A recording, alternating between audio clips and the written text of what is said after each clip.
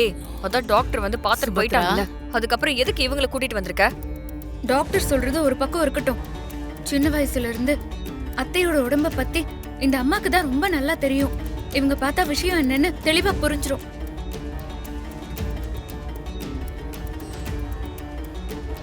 அம்மாடி, சுபத்ராக்கு வந்திருக்கிறது சாதாரண அம்மை இல்ல, தாலை அம்மா.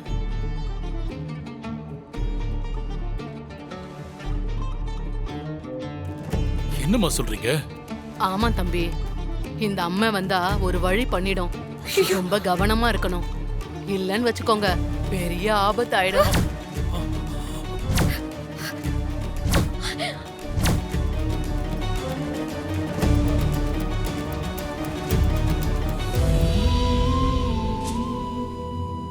ஐயோ அம்மா, என்னம்மா சொல்றீங்க? ஆமா தாயி, உடம்புல வர அம்மை ஒரு வாரத்துல இறங்கிடும். ஆனா இந்த தலையம்மை வந்தா பொழைக்கிறது கஷ்டம்.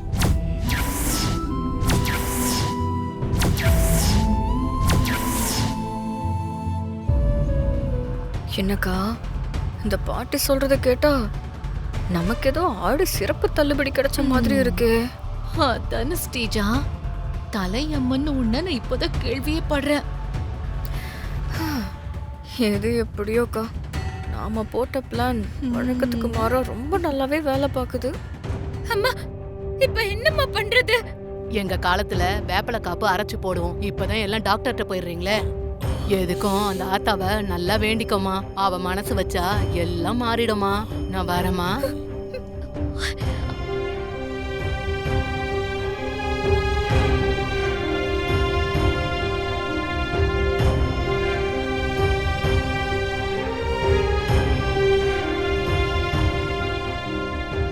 அவ மனசு வச்சா எல்லாம் மாறிடுமா. அம்மா, இந்த உலகத்துல என் அம்மா இறந்து போனதுக்கு அப்புறம் உன்னை தவிர நான் வேற யாரையும் அம்மான்னு கூப்பிட்டதே இல்ல. உண்மைய சொல்லணும்னா, ஒரு அம்மாவோட பாசம்னா என்னன்னு நான் தெரியாம தான் வளர்ந்தேன்.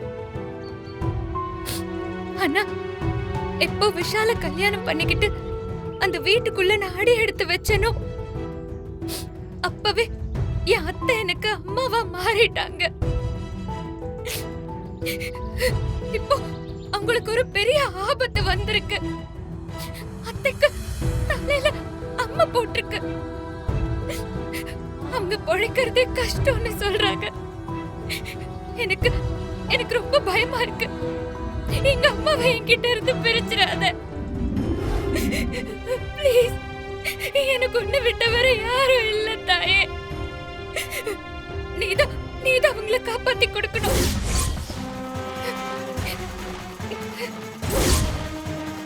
அம்மா, நீதான் என் அத்தைய காப்பாத்தி கொடுக்கணும்.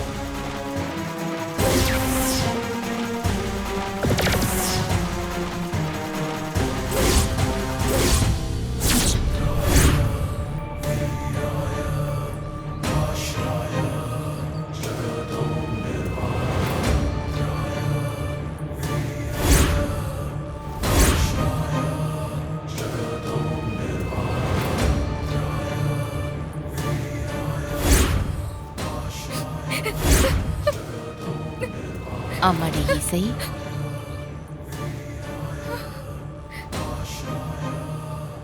நீங்க உங்களை எங்கேயோ பார்த்த மாதிரி இருக்கே. நீ என்ன தினமும் தான் பாக்குற. தினமுமா? நானும் தினமும் இந்த கோவிலுக்கு தான் வருவேன். நீ என்ன பார்த்திருக்கிறதுக்கு வாய்ப்பு இருக்கு. இசை, கை எரிதாமா? அம்மா, என் பேர் உங்களுக்கு எப்படி தெரியும்? எனக்கு தெரியாத உன் பேரு. இதே கோவில்ல உன் அத்தை சுபத்ரா மூச்சுக்கு 300 தடவை இசை இசைன்னு கூப்பிடுறத என் காதால நான் கேட்டிருக்கேம்மா. சரி சொல்லு, எதுக்காக உன்னையே இப்படி வருத்திக்கிட்டு சாமி கிட்ட மன்றாடுற? அப்படி என்னம்மா பிரச்சனை உனக்கு? இப்ப நீங்க சொன்னீங்களே, மூச்சுக்கு 300 தடவை என் பேரை சொல்ற அத்தைக்கு அம்மா போட்டிருக்கு. அதுவும் தல அம்மையா. அது வந்தா உழைக்கிறது கஷ்டம்னு சொல்றாங்க.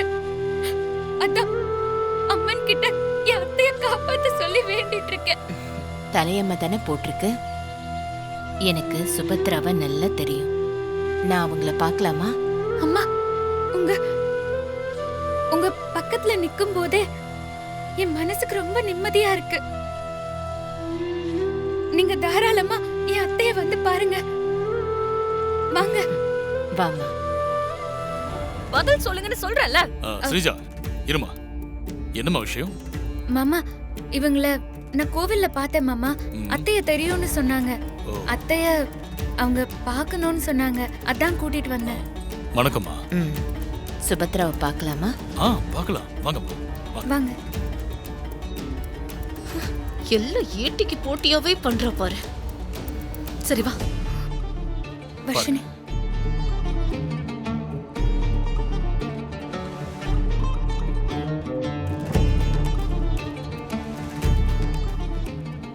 சுபத்ரா, உனக்கு ஒன்னும் ஆகாது. நீ எதை பத்தியும் யோசிக்காத. அந்த அம்மன் உனக்கு துணையா இருப்பாமா.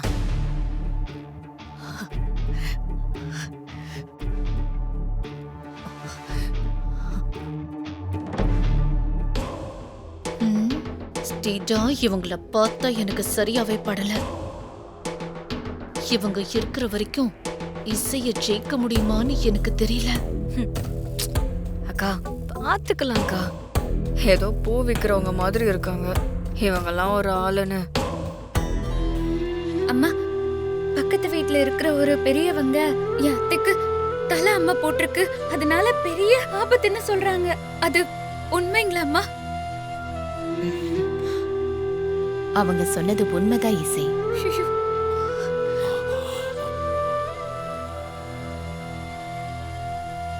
உங்க அத்தைக்கு வீரியமான தலை அம்மா தான் போட்டிருக்கு. ஆனா அன்போட நம்ம செய்யற பணிவிடையும் அந்த அம்மன் மேல வைக்கிற நம்பிக்கையும் எந்த நோயையும் குணமாக்கிடுமா.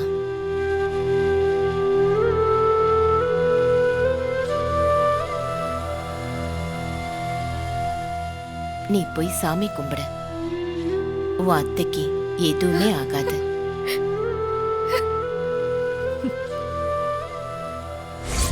அந்த குட்டி உசுரு ஆரோக்கியமா இந்த பூமிக்கு வரணும்னு வேண்டிக்கிட்டு அந்த அம்மனுக்கு இந்த வருஷமும் நான் தீ மிதிக்கிறேன். அம்மா, இந்த வருஷம் தீமிதி திருவிழாவை அத்தை தான் தொடங்கி வச்சு பூக்குழி இறங்குறதா இருந்துச்சு. ஆனா அத்தைக்கு இப்போ தலை அம்மா போட்டிருக்கு. அதனால இந்த முறை நான் வேண்டிக்கிட்டு அத்தைக்காக பூக்குழியில நான் இறங்குறேன்.